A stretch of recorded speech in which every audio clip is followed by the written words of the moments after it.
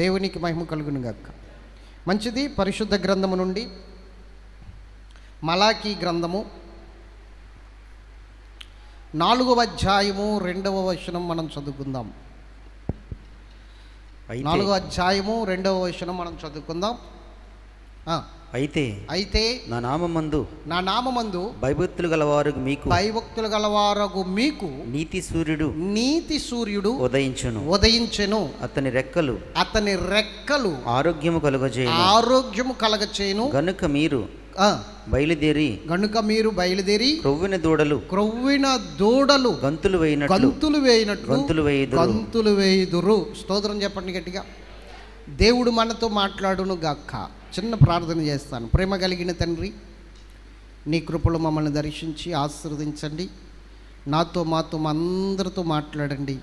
అల్పుణ్ణి, బలహీనుణ్ణి, ఎన్నిక లేనట్టు వాడిని నిలబడుచుండగా నా నోటిని మీ బోరగా వాడుకునండి నాయన. లోతైన విషయాలు చెప్పడానికి నాకు సమయోక్షితమైన జ్ఞానం దయచేయండి. నన్ను నింపండి మీ మాటలతో. నా నోరు మాట్లాడాలి ప్రభా. హృదయము నిండిన దాన్ని బట్టి సమస్తము ఆశీర్వాదకరంగా కట్టండి.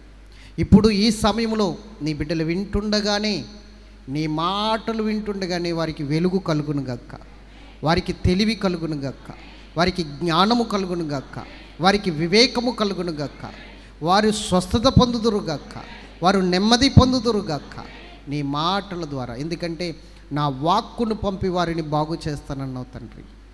మీ వాక్కును పంపి వారిని బాగు చేయండి, అభిషేకించండి. యేసు నామమును అడుగుచున్నాము తండ్రి, ఆమేన్. ఈరోజు మనతో దేవుడు మాట్లాడే అంశం ఏంటంటే నీతి సూర్యుడు అనండి.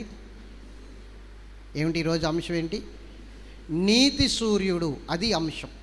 కాబట్టి జాగ్రత్తగా దేవుని సన్నిధిలో ఈ వర్తమానాన్ని మీరు వినండి.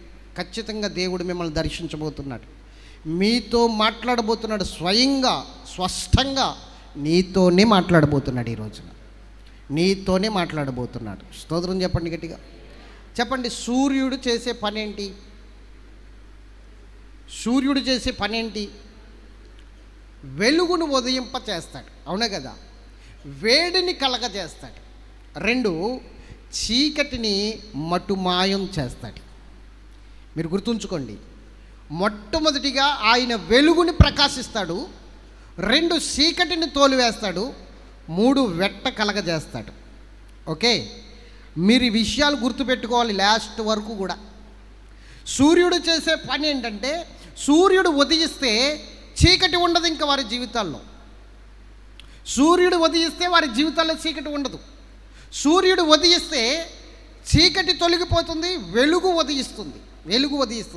అయితే ఈరోజు దేవుడు మనతో చెప్తున్న మాట ఏంటంటే, నీతి సూర్యుడు నీ జీవితంలో ఉదయించబోతున్నాడు. నీతి సూర్యుడు నీ బ్రతుకులో ఉదయించబోతున్నాడు. నీతి సూర్యుడు నీ కుటుంబంలో ఉదయించబోతున్నాడు.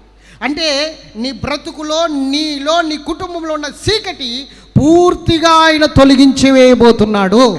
చీకటి తొలగిపోయి వెలుగు ఉదయించబోతుంది, వెలుగు కలగబోతుంది. ఒక అద్భుతమైన వెలుగుతో దేవుడు నిన్ను దర్శిస్తున్నాడు. అయితే ఈయన పేరేంటంటే నీతి సూర్యుడు. ఈయన పేరేంటి? నీతి సూర్యుడు ఈయన పేరు. కాబట్టి ఈరోజు దేవుడు అద్భుతమైన రీతిలో నీతో మాట్లాడబోతున్నాడు. కాబట్టి దయచేసి దేవుని వాక్యం మీద దృష్టి పెట్టండి. లోకం వైపు తిరగొద్దు. అలాగే నీ ఆలోచనలు, నీ తలంపులను కొంచెంసేపు ఆపే. ఎందుకంటే వాక్యాన్ని లోపలికి వెళ్ళనవ్వు. నీ ఆలోచనలు, నీ తలంపులు లోపలికి వాక్యాన్ని తీసుకున్నవు, అవి అడ్డుకుంటాయి. కాబట్టి దాన్ని ఏమంటారంటే ఐవిక విచారము అంటారు. దాన్ని పక్కన పెట్టి కాసేపు దాన్ని పక్కన పెట్టి దేవుని వాక్యము నిన్ను వెలిగిస్తుందని, నిన్ను ఆశీర్వదిస్తుందని, నిన్ను దీవిస్తుందని నువ్వు ఆశతో ఆ మాటల కొరకు కనిపెట్టు. స్తోత్రం చెప్పండి. దేవుని బిడ్డలారా, మనం ఏమై ఉన్నామంటే చీకటి అయి ఉన్నాం. ఏమై ఉన్నాం? చీకటి అనండి. చీకటిలో కాదు, చీకటి అయ్యే ఉన్నాం. చీకటిలో ఉన్నామండి అంటారు. చీకటిలో లేము, చీకటి అయ్యే ఉన్నాం. మనం చీకటి అంటే పాపము మనల్ని కమ్ముకుని ఉంది, పాపము మనలో నింపబడి ఉంది. పాపపు స్థితి.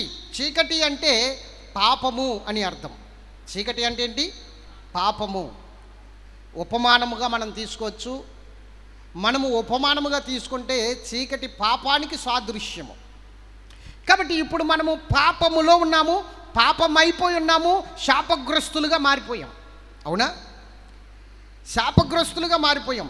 మనం ఈరోజు అనుభవిస్తున్న ఈ లేమికి కారణం ఏమిటి? ఈ కష్టాలకు కారణం ఏమిటి? ఈ ఇబ్బందులకు కారణం ఏమిటి?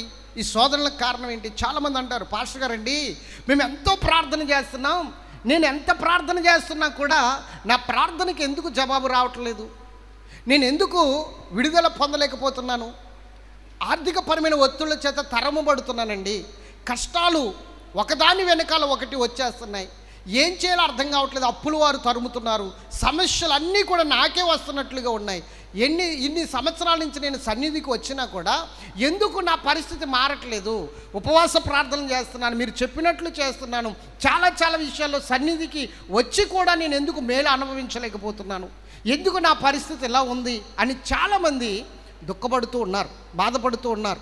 ప్రశ్నార్థంగానే దేవుని సన్నిధికి వస్తున్నారు. ప్రభువా, ఎప్పుడు నా బ్రతుకు మారుతుంది, ఎప్పుడు నా జీవితం మారుతుంది, ఎప్పుడు నన్ను కరుణిస్తావు, ఎప్పుడు నాకు సహాయం చేస్తావు, ఎప్పుడు నా వైపు చూస్తావు అన్నట్లుగా చాలామంది దేవుని సన్నిధికి వచ్చి దీనులుగా మొరపెడుచున్నారు. ఎప్పుడు ప్రభు అన్నట్లుగా ఆశతో దేవుని సన్నిధిలో కనబెడుతున్నారు. అయితే నేనంటాను, దేవుని సన్నిధిలో మనం ఆశీర్వదించబడాలి అంటే, దేవుని సన్నిధిలో మనం దీవించబడాలి అంటే ఒకటే జరగాలి. ఏంటంటే, నీతి సూర్యుడు నీలో ఉదయించాలి, నీ మీద ప్రకాశించాలి. ఆమేన్. గట్టిగా స్తోత్రం చెప్పండి. ఎందుకు నీతి సూర్యుడు ఉదయించాలంటే, మనం చీకటై ఉన్నాం గనక. చీకటిలో ఉన్నాము, చీకటై ఉన్నాం. చూడండి, ఎఫెసీ పత్రికలో ఒక మాట రాయబడి ఉంది, 5:8. మీరు పూర్వమందు చీకటై ఉంటిరి.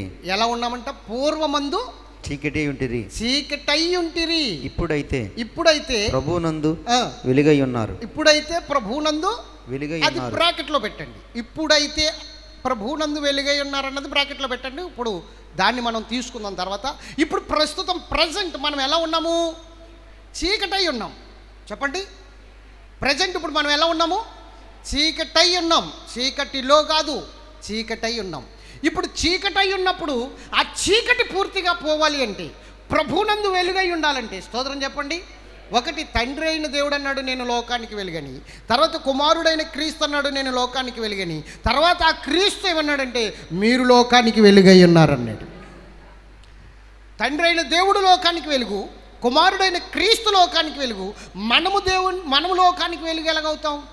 ఆ నీతి సూర్యుడు మన మీద ఉదయించినప్పుడు, మనలో ఉదయించినప్పుడు మనం లోకానికి వెలుగవుతాం. అదే ఈరోజు నేను మీతో చెప్పబోతున్నాను. స్తోత్రం చెప్పండి. ఎందుకు ఈ శోధనలు వస్తున్నాయి, ఎందుకు ఈ శ్రమలు వస్తున్నాయంటే జాగ్రత్తగా వినండి. మానవుడు మొట్టమొదటిగా శోధన అనేది వాడి జీవితంలో లేదు. మానవునికి మొట్టమొదటిగా వాడి జీవితంలో కష్టం అనేది లేదు. మొట్టమొదటిగా వాడి జీవితంలో ప్రయాస అనేది లేదు. మొట్టమొదటిగా మానవుని జీవితంలో ఎటువంటి ఇబ్బంది అనేది లేదు, కరువు అనేది లేదు. తోటలో ఉన్న ఫలాలన్నీ తినొచ్చు, ఒక పండు తప్ప అన్నాడు దేవుడు. ఆకలేసినప్పుడు పండ్లు తినడం, కడుపు నిండిన తర్వాత తోట అంతా తిరిగి ఆనందించటం, ఇదే వాడి పని. అవునా? ఇంకేదైనా పని ఉందా? కష్టపడి దున్నుకునే పరిస్థితి ఎప్పుడొచ్చింది? కష్టపడి విత్తనం వేసే పరిస్థితి ఎప్పుడొచ్చింది? వర్షం కోసం ఎదురు చూడవలసిన పరిస్థితి ఎప్పుడొచ్చింది? ఇప్పుడు వర్షం కురవకూడదు, ఇప్పుడు ఈ పంట భద్రపరచబడాలి అని, వర్షం రాకూడదని కోరుకునే పరిస్థితి ఎప్పుడొచ్చింది? పంట చేతికి వచ్చేంత వరకు టెన్షన్ బ్రతుకులు ఎప్పుడొచ్చినాయి? పాపములో పడిన తర్వాత, చీకటిగా మారిన తర్వాత. అవునా కాదా? చెప్పాలి. మొట్టమొదటిగా మానవుడి జీవితంలో టెన్షనే లేదు. మొట్టమొదటిగా మానవుని జీవితంలో అసలు అవమానాలే లేవు, నిందలే లేవు, శోధనలు లేవు, కష్టాలు లేవు, కరువు లేదు, ఆకలి బాధలు లేవు, దప్పిక, ఈ పరిస్థితులు ఏమీ లేవు. ఎంతో ఆనందంగా దేవునితో 100 సంవత్సరాలు నడిచాడు మానవుడు. కానీ ఎప్పుడు వచ్చింది ఈ శోధన అంటే ఒక్క విషయం గుర్తుంచుకోండి. మానవుడు ఆజ్ఞ అతిక్రమించి పాపము చేసి, పాపము ద్వారా శాపాన్ని తెచ్చుకున్న తర్వాత వచ్చింది ఈ కష్టం. ఇప్పుడు చూడండి, వాడు కష్టపడి చెమటొచ్చి దున్నుతున్నాడు పొలాన్ని, నేలను దున్నుతున్నాడు. ఫలితం ఉందా? ఏం చేస్తుంది అది? గచ్చపొదలు, ముళ్ళ తుప్పలు మొలిపిస్తుంది. చాలా కష్టపడుతున్నాడు. ఆ రోజుని పొలాన్ని దున్నేవాడు, భూమిని దున్నేవాడు. కానీ ఈరోజు వ్యాపారం చేస్తున్నాడు, ఏమండి, వ్యవసాయం చేస్తున్నాడు, ఇంకా పాడి, ఇంకా ఏవేవో చాలా విషయాలు, జాబులు చేస్తున్నారు. కానీ ఫలితం ఉండట్లేదు కదా. కష్టమే, కష్టార్జితం అంతా బూడిదలో పోసిన పన్నీరులాగా ఏమైపోతుందో తెలియట్లేదు.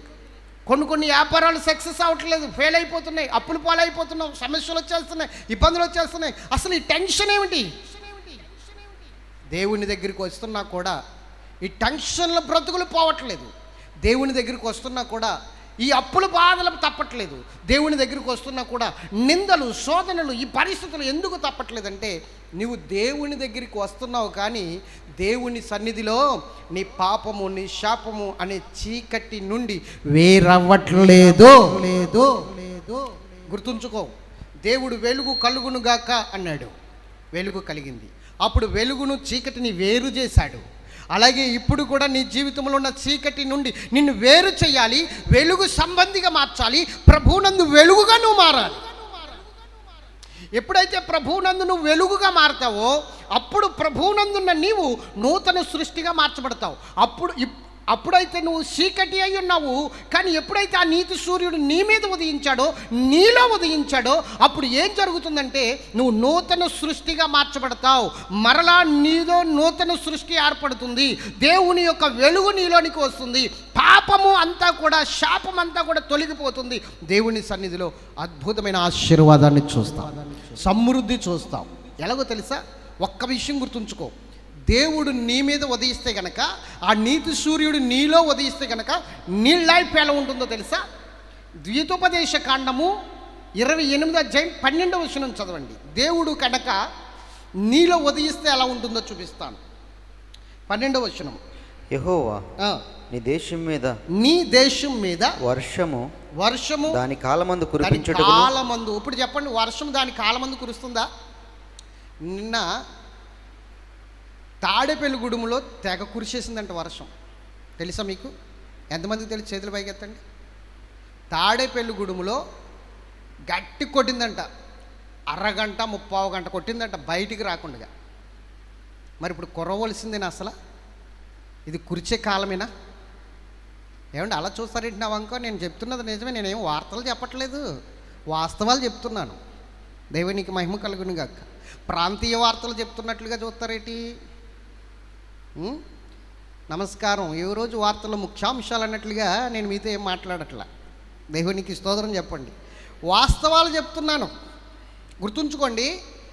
ఇక్కడ ఏమన్నాడంటే నీ దేశం మీద వర్షము దాని కాలమందు కురిపించుటకు. దాని కాలమందు అది కురవాలి, కానీ దాని కాలమందు కురవకుండా మరి అకాల వర్షాలు ఏంటండి? ఈ పరిస్థితులు ఏమిటండి? పంట సరిగ్గా చేతికి వస్తుందన్న టయానికి వర్షాలు ఏంటండి? ఆలోచించండి. నిజముగా నీతి సూర్యుడు నీ మీద ఉదయిస్తే, నీ జీవితంలో ఉదయిస్తే, నీలో ఉదయిస్తే ఈ 12వ వచనం నీ జీవితంలో నెరవేరబోతుంది. చదువు నాన్న, చదువు. యెహోవా నీ దేశం మీద వర్షము దాని కాలమందు కురిపించుటకును నీవు చేయు కార్యమంతటిని ఆశీర్వదించుటకును ఆకాశమును తన మంచి ధనానిధిని తెరుచును. నీవు అనేక జనములకు అప్పిస్తావు గాని అప్పు చేయవు. గట్టిగా చప్పట్లు కొడదామా? ఇది ఎప్పుడు నెరవేరుతుంది? నీతి సూర్యుడు నీలో ఉదయించినప్పుడు. నీతి సూర్యుడు నీలో ఉదయించినప్పుడు, ఆ వెలుగు నీ మీద ప్రకాశించినప్పుడు, చీకటి నీ నుండి వేరైనప్పుడు, ఆ శాపము, ఆ పాపము నీ నుండి తొలగిపోయినప్పుడు నీ చెయ్యి ఎలా ఉంటుందో తెలుసా? ఇలా ఉంటుంది. కానీ నీవు చీకటై ఉన్నప్పుడు, పాపము శాపము నీలో ఉన్నప్పుడు నీ చెయ్యి ఎలా ఉండదు? ఇలా ఉంటుంది. ఇలా ఉండడానికి తేడా ఏంటి? ఇది ఇచ్చే చెయ్యా, ఇది పుచ్చుకునే చెయ్యా. అందుకంటున్నాడు అప్పిస్తావు కానీ అప్పు చెయ్యవు. గుర్తుంచుకో, ఎప్పుడైతే దేవుని మాట విని నీవు ఆయన వైపుకు తిరుగుతావో, అప్పుడు ఆయన నీ వైపుకు తిరుగుతాడో, అప్పుడు వెలుగు ఉదయిస్తుంది. నీతి సూర్యుడు ఉదయించాలి నీ జీవితంలో. అప్పుడే నీ లైఫ్ టర్నింగ్ పాయింట్ తిరుగుతుంది. ఒక అద్భుతమైన టర్నింగ్ తిరుగుతుంది నీ లైఫ్. స్తోత్రం చెప్పండి. ఎస్, జక్కయ్య మేడు చెట్టు ఎక్కిన రోజున తిరిగింది అతని జీవితం టర్నింగ్ పాయింట్. అవునా? ఆ రోజే తిరిగింది. యేసు అతని జీవితంలోనికి వచ్చాడు. యేసు అతని జీవితంలోనికి వచ్చిన తర్వాత అతని బ్రతుకు ఉదయించింది. అతనిలోనికి నీతి సూర్యుడు ఉదయించాడు. ఎస్, దేవునికి మహిమ కలుగును. అంతకుముందు డబ్బు ఉంది కానీ సంతోషం లేదు, సమాధానం లేదు, నెమ్మది లేదు, ఆనందం లేదు. ఏదో ఒక విచారము, ఏదో బాధ. ఎప్పుడైతే యేసును చూడాలనుకున్నాడో, మేడు చెట్టు ఎక్కాడో, యేసు తన వైపుకు చూశాడో, అప్పుడు అతని చీకటి తొలగిపోయింది, అతనికి వెలుగు ఉదయించింది. నీతి సూర్యుడు జక్కయ్య జీవితంలో ఉదయించాడు. అతని లైఫ్ టర్నింగ్ పాయింట్ మేడు చెట్టు దగ్గర. యేసు చూసిన క్షణం అతని జీవితంలో మార్పు. యేసు నిన్ను చూడాలి. యేసు నీ పాపము నుండి నిన్ను వేరు చేయాలి, నీ చీకటి నుండి నిన్ను వేరు చేయాలి. అప్పుడు నీ జీవితంలో ఒక టర్నింగ్ పాయింట్, అప్పుడు మారుతుంది నీ జీవితం. సౌలు దమస్కు మార్గం దగ్గర అతని జీవితం మారింది. ఎందుకంటే సౌలుకి నీతి సూర్యుడు దమస్కు గేటు దగ్గర ఉదయించాడు. దమస్కు గేటు దగ్గర నీతి సూర్యుడు సౌలుకు ఉదయించాడు. అతని జీవితము సౌలనే చీకటి నుండి పౌలనే వెలుగుకు మారిపోయింది. ఎప్పుడైతే నీ జీవితంలో నీతి సూర్యుడు ఉదయిస్తాడో అదే నీ టర్నింగ్ పాయింట్. స్తోత్రం చెప్పండి. చాలామంది ఇప్పటికే అంటారు, అప్పుడు అన్నారు, ఇప్పటికే అంటారు. ఏమంటారంటే నా టర్నింగ్ పాయింట్ నా బిడ్డ రాజు. ఒక అతను అన్నాడు, రాజు పుట్టాక మీ పరిస్థితి మారిపోయిందండి, మీ టర్నింగ్ తిరిగిందండి, మీరు బాగున్నారండి రాజు పుట్టాక అంటారు. అలాగంటే ఆడు కళ్ళు అక్కడికి ఎక్కుతాయేమో అని నా భయం. ఎందుకంటే ఒక మనిషి పుట్టుకలోనే, ఒక మనిషి చనిపోవడంలోనే ఎన్న ఉంటుందా చెప్పండి? అలాగే అనుకున్నాడు ఒక వ్యక్తి. ఈసారైనా నాకు కుమారుడు పుట్టాడు కాబట్టి ఇప్పుడైనా నెమ్మది కలుగుతుందేమో, నా కుమారుడికి నెమ్మది అని పేరు పెట్టాడంట. ఏం పేరు? నెమ్మది. తెలుసా? పెట్టాడా లేదా? తీయండి పరిశుద్ధ గ్రంథంలో ఆదికాండము 5వ అధ్యాయము 29-30 చదవండి. 5వ అధ్యాయంలో భూమిని యెహోవా శపించుట వలన కలిగిన మన చేతుల కష్టము విషయములోను మన పని విషయములోను ఇతడు మనకు నెమ్మది కలగజేసు చేయననుకుని అతనికి నోవహు అని పేరు పెట్టాను. స్తోత్రం చెప్పండి. నోవహు అన్న మాటకి అర్థం ఏంటి? అది చెప్పాను నేను ఇందాక. ఏం చెప్పాను? నెమ్మది అంటే నోవహు అంటే నెమ్మది. వాళ్ళ తండ్రి ఏమనుకున్నాడు? నా కుమారుడు ద్వారా అయినా నా బ్రతుకు మారుస్తాడేమో, నా జీవితం మారుస్తాడేమో, ఇప్పుడు నా కుమారుడు ద్వారా అయినా నాకు టర్నింగ్ పాయింట్ తిరుగుతుందేమో. భూమిని దేవుడు శపించాడు కనుక అది మాకు మంచి ఫలం ఇవ్వట్లేదు. ఇదిగో గచ్చ పొదలు ముళ్ళ తుప్పులు మొలిపిస్తుంది మా పితరుల కాలం నాటి నుంచి. ఇప్పటికైనా వీడి ద్వారా అయినా మా కుటుంబాన్ని, మా బ్రతుకులు మారుతాయేమో, వీడి ద్వారా అయినా మా జీవితం మారుతుందేమో, మా టర్నింగ్ పాయింట్ తిరుగుతుందేమో అని వాడికి నెమ్మది అని పేరు పెట్టాడట. అంటే నోవహు అని పేరు పెట్టాడట. మొత్తం తుడిచేసాడు దేవుడు వాడిని బట్టి. దేవునికి మహిమ కలుగును గాక. మొత్తం జలప్రలయం. అవునా? మీరు ఆలోచించండి. ఒక మనిషి పుట్టుక ద్వారానో, ఒక మనిషి మన ఇంటికి రావడం ద్వారానో ఏమీ రాదట. ఒక వ్యక్తి ఏమంటున్నాడంటే మీ అబ్బాయి పుట్టిన కాడి నుంచి మీరు బాగున్నారని అంటాడు. ఇంకొక వ్యక్తి ఏమన్నాడంటే ఈమె మీ ఇంట్లో అడుగుపెట్టిన కాడి నుంచి బాగున్నారని అంటున్నాడు. ఎవరు? నువ్వేమి ఇదేం పట్టించుకోక అమ్మాయి. దేవునికి మహిమ కలుగును గాక. అలా అంటారు అంతే. ఇది అంతా ఎక్కడి నుంచి వచ్చింది అనుకుంటున్నా అబ్బాయి? లక్ష్మి వచ్చింది మీ ఇంటికి. ఎవరు? ఆవిడ పేరు భూలక్ష్మి అండి. మీ ఇంటికి వచ్చింది. అప్పటి నుంచి బాగున్నామంటే కారణం ఆమె. ఒక ఆయనేమో ఈడు పుట్టినందుకు బాగున్నామని ఒకరు అంటున్నారు. టర్నింగ్ పాయింట్ ఈడు పుట్టినప్పుడు రాలేదు, ఈమె వచ్చినప్పుడు రాలేదు. నీతి సూర్యుడు నాలో ఉదయించినప్పుడు వచ్చింది. ఎప్పుడు చెప్పాలి? జక్కయ్య జీవితంలో మేడు చెట్టు దగ్గర టర్నింగ్ పాయింట్ తిరిగినట్లుగా, సౌలు జీవితంలో దమస్కు గేటు దగ్గర టర్నింగ్ పాయింట్ తిరిగినట్లుగా, ఇప్పుడు నా జీవితంలో కూడా 2003వ సంవత్సరంలో నా టర్నింగ్ పాయింట్ తిరిగింది. స్తోత్రం చెప్పాలి గట్టిగా. 2003 2002 డిసెంబర్లో ఇతను పుట్టాడు. 2003లో దేవుడు నా జీవితాన్ని మార్చేసాడు. ఒక మనుషుని వల్ల ఇంకొక మనుషుడు అభివృద్ధిలోనికి రాడు ఎప్పుడు కూడా. అర్థమవుతుందా? ఒక మనుషుని వల్ల ఒక కుటుంబం ఆశీర్వదించబడదు ఎప్పుడు కూడా. దేవుని వల్లే ఆ కుటుంబం ఆశీర్వదించబడుతుంది. దేవుని వల్లే ఆ కుటుంబం దీవించబడుతుంది. దేవుని వల్లే ఆ కుటుంబం ఉన్నతమైన స్థాయిలోనికి వస్తుంది. దేవునికి స్తోత్రం చెప్పాలి. నీతి సూర్యుడు నీ బ్రతుకును మారుస్తాడు. ఉదయించాలి ఆయన. లేదండి, నేను యేసుక్రీస్తు ప్రభు దగ్గరికి వచ్చాక నా పాపాలన్నీ ఒప్పుకున్నాను, నా శాపాలు తొలగిపోవాలి కదా, మీరు చెప్పిన ప్రార్థనలన్నీ చేసినప్పుడు నా పాపాలన్నీ ఒప్పుకునే కదా నేను ప్రార్థన చేస్తున్నాను. మరి నా పాపాలు ఒప్పుకోవడం వరకు ఓకే,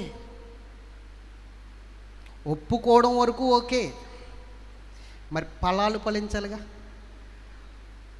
మారు మనసు పొందిడి అన్నాడు యోహాను భక్తుడు, అవునా? తర్వాత ఏమన్నాడు తెలుసా? మారు మనసుకు తగిన ఫలాలు. మరి అవునా కదా?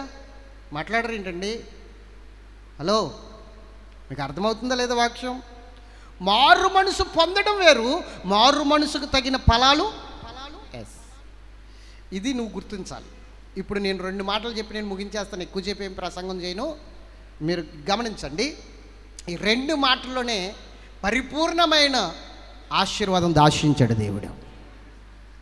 జక్కయ్య యేసు ప్రభు దగ్గరికి వచ్చి, ప్రభువా నేను ఎవరి దగ్గర అన్యాయంగా తీసుకున్నానో వానికి 2 4 ఇచ్చేస్తాను ప్రభు అన్నాడా లేదా?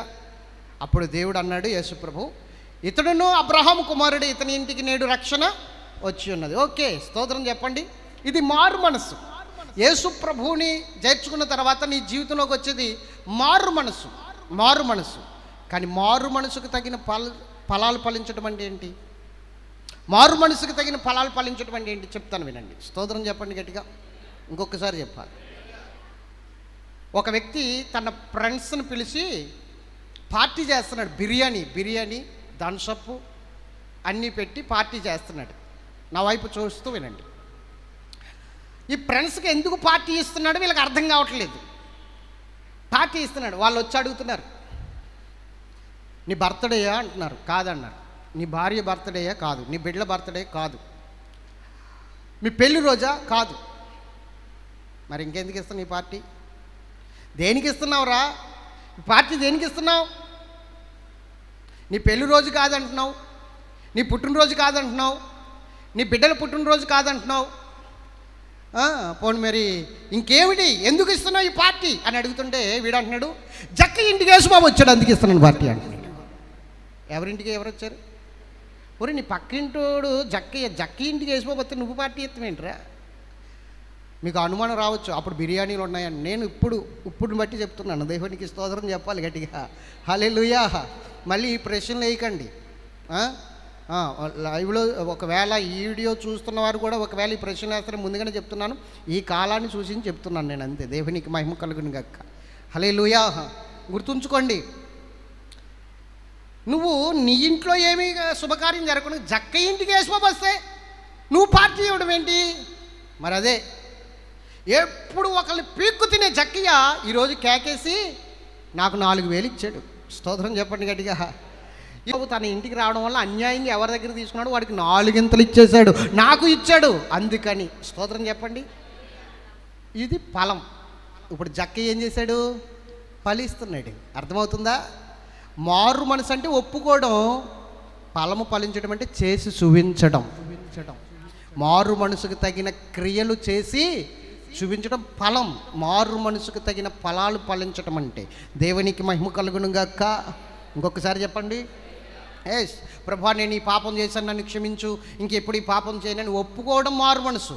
ఇంకెప్పుడు ఆ పాపం చేయకుండా ఆ పాపము చేసే అవకాశం వచ్చినప్పటికీ, ఆ తప్పు చేసే అవకాశం వచ్చినప్పటికీ ఆ తప్పు చెయ్యకుండా నిన్ను నీవు భద్రం చేసుకోవడం, జాగ్రత్త పరుచుకోవడం, వెలుగు సంబంధిగా ఉండడం, ఇది మారు మనసుకు తగిన ఫలం. ఆమేన్. చెప్పండి గట్టిగా. డబ్బులు లేనప్పుడు ఎవడు మందు తాగడు, డబ్బులు లేనప్పుడు ఎవడు సిగరెట్ కాల్చడు. డబ్బులున్నా కూడా మందు తాగకుండా, డబ్బులున్నా కూడా సిగరెట్ కాల్చకుండా నీవు నిగ్రహించుకుని నిలబడడమే మారు మనసుకు తగిన ఫలము ఫలించడం. ఆమేన్. చెప్పండి ఇంకొకసారి. హల్లెలూయా. ఇప్పుడు చెప్పండి, ఆజ్ఞ అతిక్రమమే ఆదాం ఏం చేశాడు? పాపమా కదా? పాపమా కదా? చాలామంది చేసే పాపం ఏంటో చెప్పనా? దేవుని సన్నిధికి వచ్చి కూడా చాలామంది చేసే పాపం ఏంటో చెప్తాను. చెప్పే ముందు ఆజ్ఞ అతిక్రమము పాపము కాదు చూద్దాం.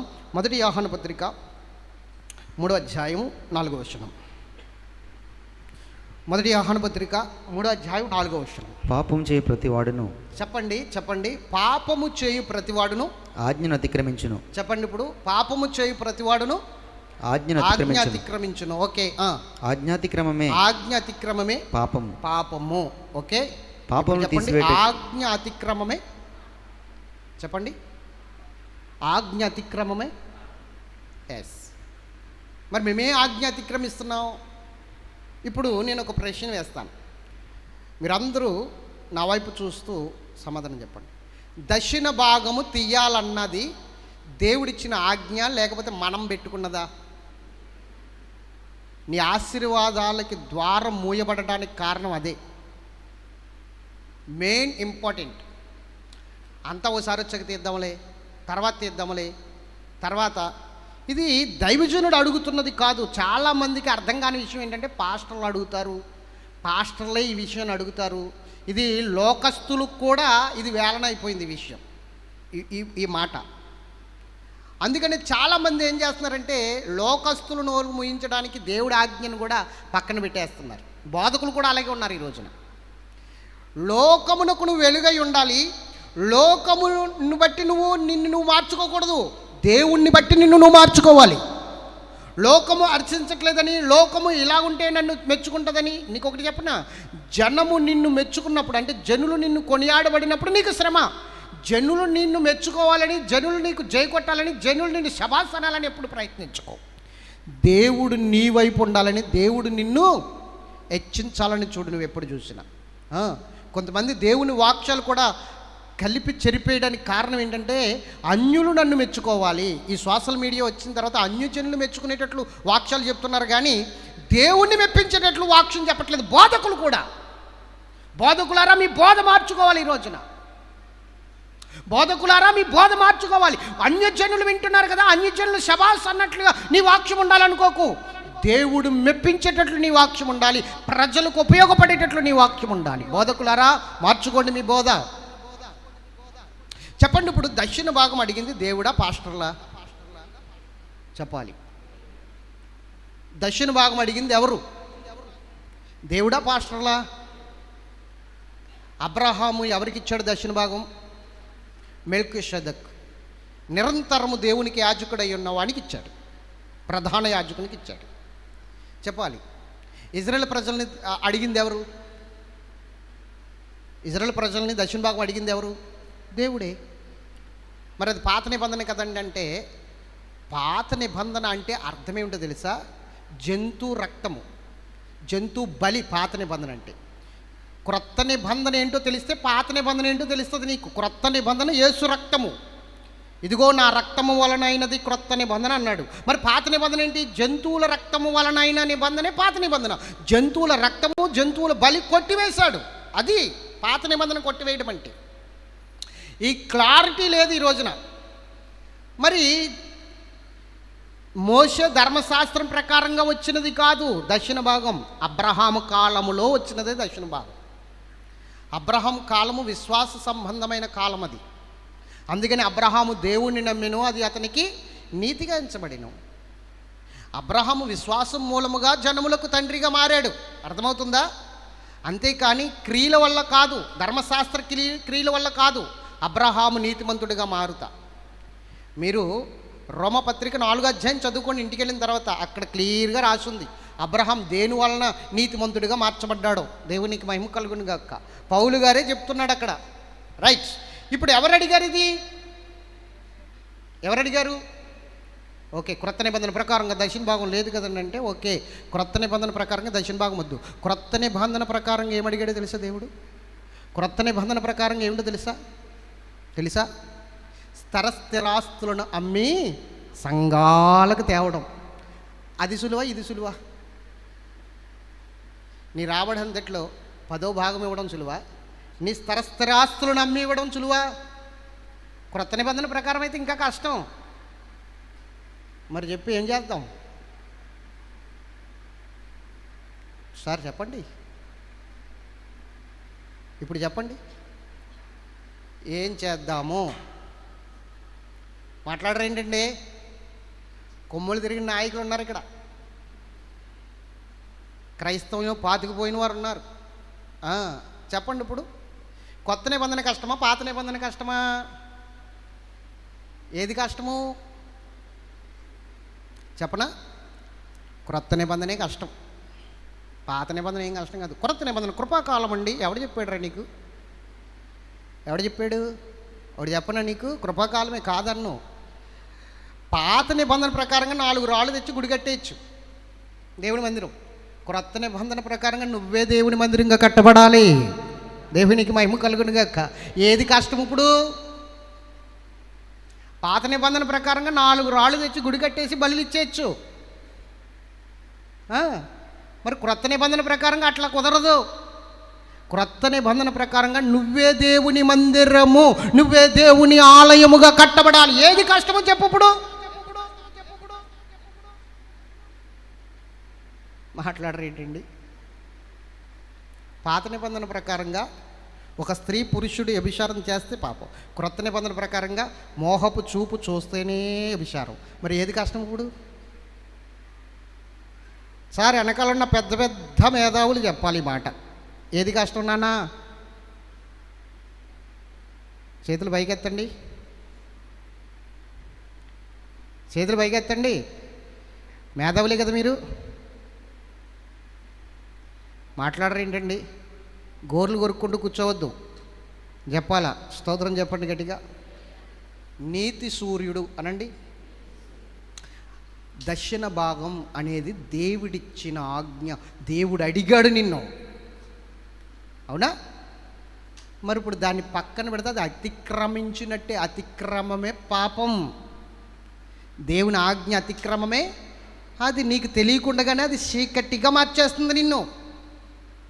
అది నిన్ను చీకటిగా మార్చేస్తుంది, నిన్ను పాపములో కూర్చోబెడుతుంది నిన్ను, అవునా కాదా? మరి అది పాపమే కదా, మరి అది చీకటే కదా. మరి ఎలాగ ఎదుగుతావు నువ్వు?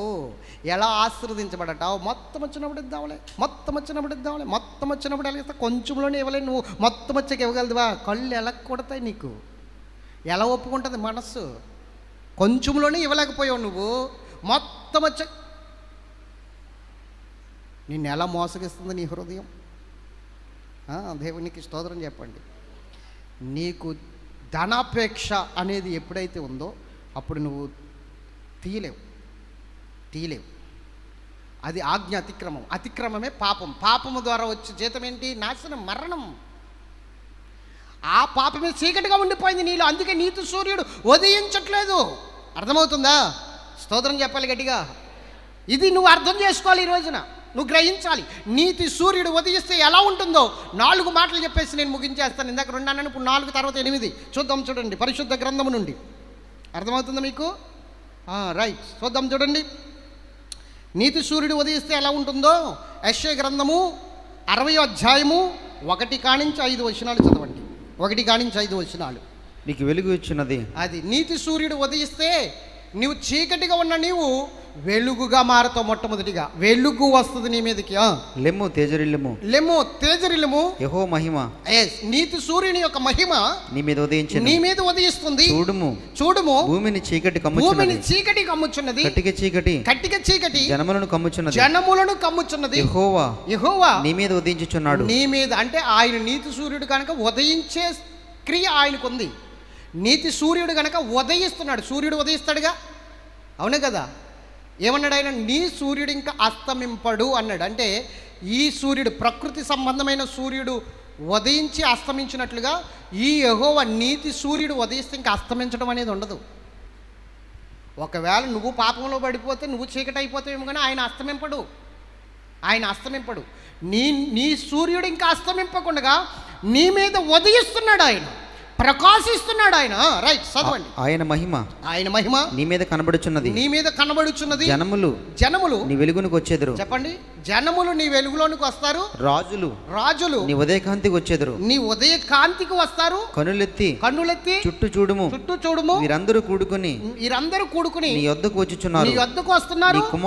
నీ కుమారులు దూరం నుండి వచ్చుచున్నారు, నీ కుమార్తెలు శంఖనెత్తబడి వచ్చుచున్నారు. నీవు చూచి ప్రకాశింతువు, నీ గుండె కొట్టుకొనుచు ఉప్పొంగును.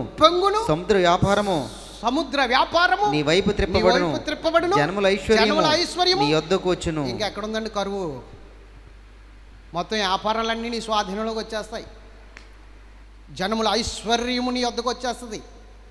కరువు ఎక్కడుంది? నీతి సూర్యుడు నీ జీవితంలో ఉదయిస్తే కోటీశ్వరుడు నీ జీవితంలోనికి వచ్చేస్తున్నాడు. ఇంకా శ్రీమంతుడు నీ జీవితంలోనికి వచ్చేస్తున్నాడు. ఇంకా కరువు ఎక్కడుంది అంటే ఎక్కడో చీకటి ఉంది.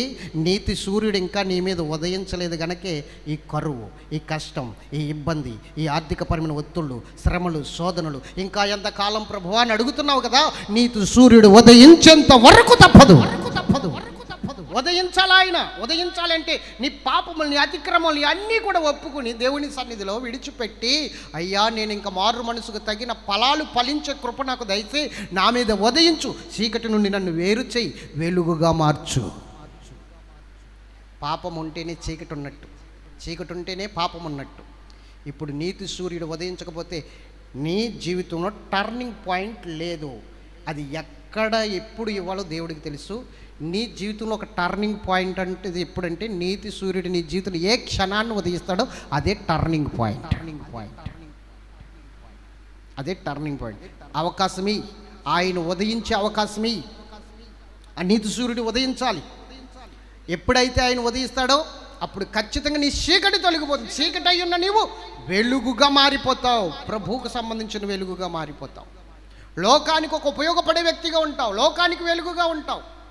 దేవుడు సృజించిన ఆ సూర్యుడు లోకాన్ని ఎలా వెలిగిస్తున్నాడో నీ మీద కూడా ఆయన ఉదయిస్తే నువ్వు కూడా అలాగే వెలిగిస్తావు. ఒక వెలుగు, అందులో డౌట్ లేదు. వెలుగు ఉదయిస్తావు. దేవునికి స్తోత్రం చెప్పండి. ఆ వెలుగు లోనికి జనములు పరిగెత్తుకుని వస్తారు. రాజులు కూడా వస్తారు. జనముల ఐశ్వర్యం నీ దగ్గరకు వస్తుంది. వ్యాపారాలు నీ చుట్టూ తిరగబడతాయి. ఎక్కడో చీకటి ఉంది బ్రదర్. ఒక్కసారి ఆ దేవుని వెలుగులో ఆ చీకటిని తొలగించుకో. ఖచ్చితంగా చెప్తున్నాను, ఏదో ఉంది చీకటి. లేకుండా నువ్వు ఇన్ని బాధలు పడవు, ఇన్ని కష్టాలు పడవు, వ్యర్థముగా ఇన్ని శ్రమలు పడవు, వ్యర్థముగా ఇన్ని నిందలు అనుభవించవు.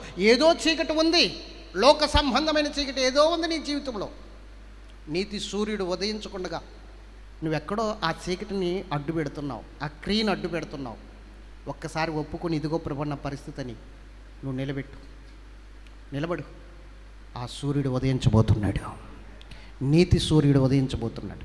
ఆయన ఉదయించాడా నీ జీవితంలో పరిస్థితులన్నీ తారుమారైపోతాయి. ఇంకా ఒక్కసారిగా తారుమారైపోతాయి. ఎంతమందికి అర్థమైంది వాక్యం? చెప్పండి. నీతి సూర్యుడు అనండి, చెప్పాలి. ఎంతమందికి అర్థమైంది? నీతి సూర్యుడు అనాలి. ఎస్, ఆయన నీతి సూర్యుడు ఖచ్చితంగా ఈరోజు ఆయన నీ మీద ఉదయించబోతున్నాడు. అయితే ఆయన నీ మీద ఉదయించాలి అంటే, నువ్వు ఆశీర్వదించబడాలి అంటే ద్వితోపదేశకాండం 28వ అధ్యాయము 1వ వచనం చదువుతారా ఒక్కసారి? నీవు నీ దేవుడైన యెహోవా మాట శ్రద్ధగా విని నేడు నేను నీకు ఆజ్ఞాపించుచున్న ఆయన ఆజ్ఞలన్నిటిని అనుసరించి నడుచుకుని నీడల నీ దేవుడైన యెహోవా భూమి మీదనున్న సమస్త జనముల కంటే నిన్ను హెచ్చించును. చెప్పండి. ఇప్పుడు ఎప్పుడంట? ఆయన మాట వినినప్పుడు అనండి. ఆయన మాట, మరి ఆయన మాట వినకపోతే ఎలా కుదురుతుంది? నేను ఎక్కడ వినట్లేదని వింటున్నానండి. ఏ విషయంలో వినట్లేదో చెప్పండి అని మీరు అడగొచ్చు. నన్ను చెప్తున్నాను. 6 దినాలు కష్టపడి 7వ రోజు నా రోజు విశ్రాంతి రోజు అన్నాడు. ఎంతమంది ఇస్తున్నారు 7వ రోజు? 7వ రోజుకి ఎంతమంది ప్రాముఖ్యత ఇస్తున్నారు? అస్సలు నేను సంవత్సరంలో ఒక్కరోజు కూడా 7వ రోజు ఆయన సన్నిధిని దొంగిలించలేదు అన్న వాళ్ళు చేతులు పైకెత్తండి.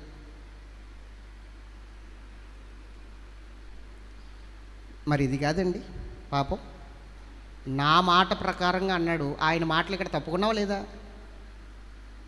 మరి ఇది ఆజ్ఞాతిక్రమమేగా, అవునా కదా? చెప్పండి. నా మాట ప్రకారంగా అన్నాడు.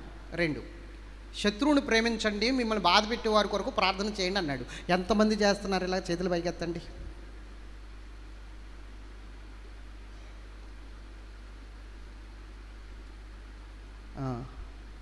మరి ఇది ఆయన మాట. మరి ఇక్కడ తప్పుకుంటున్నావుగా, తప్పుకుంటున్నావా లేదా? మాట్లాడరే, తప్పుకుంటున్నారా లేదా? రైట్. ఇందాక చెప్పాను, మరలా చెప్తున్నాను. దక్షిణ భాగం ఆయన అడిగాడు కదా, నా మందిరపు నిధుల్లోనికి 10వ భాగమును తీసుకుని రండి అన్నాడా లేదా? మరి ఇది ఎంతమంది నెరవేరుస్తున్నారు? చేతులు పైకెత్తండి. కొంతమంది. కర్మవారు మాకే కష్టంగా ఉంది సార్, మాకే ఇబ్బందిగా ఉంది సార్. ఇబ్బంది ఉంటే, కష్టం ఉంటే దేవుడు అడిగాడా లేదా? చెయ్యాలా వద్దా? మాట్లాడరే, చెయ్యాలా వద్దా? అడిగినప్పుడు చేయాలా వద్దా? దేవుడు అడిగినప్పుడు నీ కష్టం నీ నష్టం తర్వాత విషయం. దేవుడు అడిగాడా లేదా? చెయ్యాలా లేదా? మరి ఇది ఆజ్ఞాతిక్రమం కాదా? నీ గుండెను రాతి గుండెగా మార్చుకోవడం కదా? నీ హృదయాన్ని కఠినపరుచుకోవడం కాదా? మాట్లాడరే. మరి ఆయన మాట ఎక్కడ అంటున్నావు? మరి ఈ విషయాలన్నీ ఒకసారి పరిశీలన చేసుకో, పరీక్షించుకో. నా మాట విని వాటి ప్రకారం చెయ్యువాడు అన్నాడు కదా. నేను ఏ మాటలు వినట్లేదో ఒకసారి లీస్ట్ తయారు చేసుకో. దేవుడు ఏమేమి చెప్పాడో, అందులో నువ్వేం చేస్తున్నావో, ఏమి చేయట్లేదో ఒక లీస్ట్ తయారు చేసుకుని పరిశీలించుకో. చాలా వస్తాయి. అప్పుడు ఆ లీస్ట్ ప్రకారంగా నిన్ను నువ్వు సరి చేసుకో. నేను చెప్పింది కరెక్టా కాదా? కూర్చో. దేవుడు ఏం చెప్పాడో ముందు రాయి, అన్నీ రాయి. దేవుడు చెప్పినవన్నీ రాయి. ఆ తర్వాత నువ్వు అందులో ఏమేమి నెరవేరుస్తున్నావు, ఏమేమి నెరవేర్చట్లేదో నువ్వు రాయి, అందులో టిక్లు పెట్టుకో. అప్పుడు ఎన్ని వస్తాయో చూడు. అవే నీ ఆశీర్వాదాన్ని ఆపేస్తున్నాయి, అవే నీ అభివృద్ధిని ఆపేస్తున్నాయి, అవే నీ జీవితాన్ని పాడు చేసేస్తున్నాయి. అప్పుడు నువ్వు దాన్ని గ్రహించి వాటిని మరలా దేవుని సన్నిధిలో ఒప్పుకుని నిలబడితే నీతి సూర్యుడు ఉదయించబోతున్నాడు. ఇప్పుడు చెప్పండి, ఆయన ఉదయిస్తేనే నీ బ్రతుకు వెలుగుమయం అవుతుంది, లేకపోతే చీకటే. సూర్యుడు ఉదయించకపోతే లోకానికి వెలుగుందండి. మరి నీతి సూర్యుడు ఉదయించకపోతే నీ బ్రతుకులో వెలుగు ఎక్కడది? ఉందా? లేదు కదా. అందుకే ఆయన్ని సూర్యుడితో పోల్చుకున్నాడు, నీతి సూర్యుడితో. స్తోత్రం చెప్పండి గట్టిగా, హల్లెలూయా. నీతి సూర్యుడితో పోల్చుకున్నాడు. కాబట్టి నీవు అర్థం చేసుకోవాల్సిన విషయం ఏంటంటే, ఆయన ఉదయించాలి నీ బ్రతుకులో. అప్పుడు నీ జీవితం టర్నింగ్ తిరుగుతుంది. ఆయన ఉదయించాలంటే ఆయన చెప్పిన మాటను వినాలి, ఆ మాట ప్రకారంగా నువ్వు చెయ్యాలి. ఆ మాట ప్రకారంగా చేస్తున్నావో లేదో ఒక్కసారి లిస్ట్ తయారు చేసుకుని నిన్ను నువ్వు పరిశీలన చేసుకో. ఆయన ఏమేం చెప్పాడు బైబిల్ ప్రకారంగా తయారు చేసి అందులో నేనేం పాటిస్తున్నాను, ఏం మిస్ అయిపోతున్నాను, ఏ విషయంలో నా గుండె రాతిని చేసుకుంటున్నాను, అంటే నా హృదయాన్ని కఠినపరుచుకుంటున్నాను, ఏ విషయంలో నేను దేవుడికి ఈ పక్కన పెడుతున్నాను, అవన్నీ కూడా ఒక లిస్ట్ తయారు చేసుకుని నిన్ను నువ్వు సరి చేసుకుంటే ఆ లిస్ట్ ప్రకారంగా ఖచ్చితంగా దేవుడు నీ మీద ఉదయించబోతున్నాడు. ఇది ఇంతకన్నా ఇంకా వేరే దారి లేదు. ఉందంటారా? కొన్ని వేరే మార్గం ఉంటే చూపించండి నాకు. నువ్వు వ్యర్థముగా ఇన్ని కష్టాలు అనుభవించడానికి, వ్యర్థముగా ఇన్ని శోధనలు అనుభవించడానికి, వ్యర్థంగా ఈ యొక్క ఇబ్బందులు పడడానికి కారణం ఏమిటంటే నిన్ను నువ్వు దేవునికి అర్పించుకోలేదు, నీతి సూర్యుడు నీ మీద ఉదయించలేదు, ఇంకా చీకటి నీలో ఉంది. అంటే పాపానికి సంబంధించిన ఆనవాళ్ళు నీలో ఉన్నాయి, ఆ పాపానికి సంబంధించిన శాపమే నీ మీద ఇంకా పరిపాలన చేస్తుంది. కాబట్టి నీ కుటుంబంలో నెమ్మది సమాధానం లేకుండా ఇన్ని విధాలుగా తరమబడుతున్నావు. కాబట్టి నీతి సూర్యుడు ఉదయించడానికి దేవునికి ఒక అవకాశం ఇవ్వు. ఖచ్చితంగా ఉదయించబోతున్నాడు ఆయన, నీతి సూర్యుడు. ప్రార్థన చేసుకుందాం. దేవుడి మాటలు తన వినికిడిలో దీవించునుగా. ఎంతమందికి అర్థమైంది వారి చేతులు పైకెత్తండి. దేవుడు నిజముగా మిమ్మల్ని దర్శించి మీ మీద ఉదయించునుగాక, ఆయన వెలుగు మీ మీద ప్రకాశించునుగాక. ప్రార్థన చేసుకుందాం. మోకాలు